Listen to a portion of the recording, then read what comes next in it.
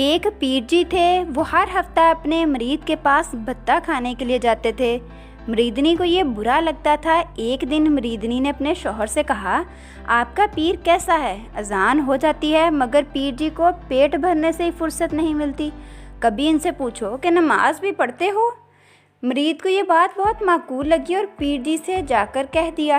पीर जी ने गहरा सांस लिया और गोया हुए, साहब इस मुल्क में हमारे जोड़ का कोई नहीं है, इसलिए हम इधर नमाज नहीं पढ़ते, हम तो मदीना में नमाज पढ़ते हैं। तो मरीद ने कहा, मैं तो समझ सकता हूँ मगर पीर साहब मेरी बीवी कहाँ मानेगी। पीर जी ने कहा, उससे कहो मैं बाहर से बेनमाजी हूँ, अंदर से नमाजी हूँ, सारा दिन जिक्र करता रहता हूँ। मरीदनी को यह जवाब कुछ अजीब सा लगा मगर कुछ कह न सकी। इधर पीर जी के दिनों की उल्टी गिनती शुरू हो गई। पीर जी ने मरीदनी के दिल को मोह लेने के लिए एक मंसूबा बनाया। कुछ मरीदों को कहा कि तुम यहाँ से 5 मील दूर एक खंडर मकान पर जाओ और फलां वक्त पर इस मकान को आग लगा दो। ठीक 5 मिनट के बाद आग बुझा देना। तो पीर साहब के सामने खाना पेश किया गया। अचानक पीर जी पानी पानी कहने लगे। मरीद भागे भागे एक गिलास पानी लाए। पीर जी ने कहा, गिलास का काम नहीं, बाल्टियाँ भर के ले आओ। लिहाजा बाल्टियाँ लाई गईं। पीर जी ने वो बाल्टियाँ ज़मीन पर बहाना शुरू कर दी।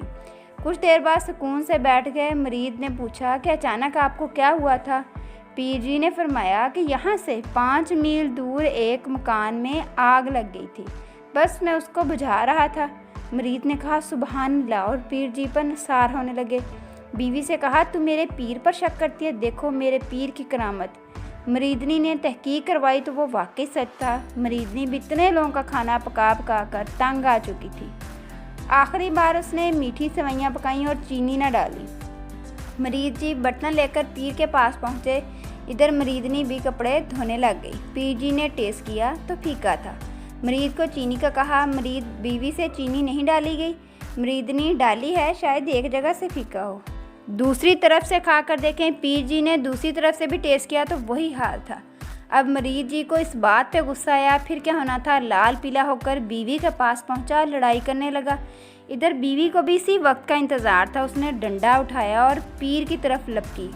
पीर जी ने पूछा, क्या माजरा है? तो क्या हुआ? मरीदनी ने कहा, होना क्या था, झूठे कमीने, तुझे 5 मील दूर जलने वाले मकान का तो पता चल गया मगर सामने पड़े खाने के नीचे चीनी का नहीं पता चल सका। चल भाग यहाँ से, आइंदा नजर आया तो पूरे मोहल्ले से पिटाई करवाऊंगी। मरीदनी की चालाकी पर बेचारे पीर की आंखें फटी की फटी रह गईं। पीर ने रुमाल कंधे पर रखा और हारे हुए जरनेल की तरह मुंह लटकाए वहाँ से रफू चक्कर होने लगे। इतने में मरीदनी ने अपने बेटे से कहा, पीर जी से कहो जाते जाते मेरी भैंस को बरकत की फूंक लगाते जाइए। पीर जी को हया आ गई। फूंक मारने के लिए भैंस के पास पहुँचे तो शशदर रह गए। अरे ये क्या, ये तो गधा है, भैंस किधर है?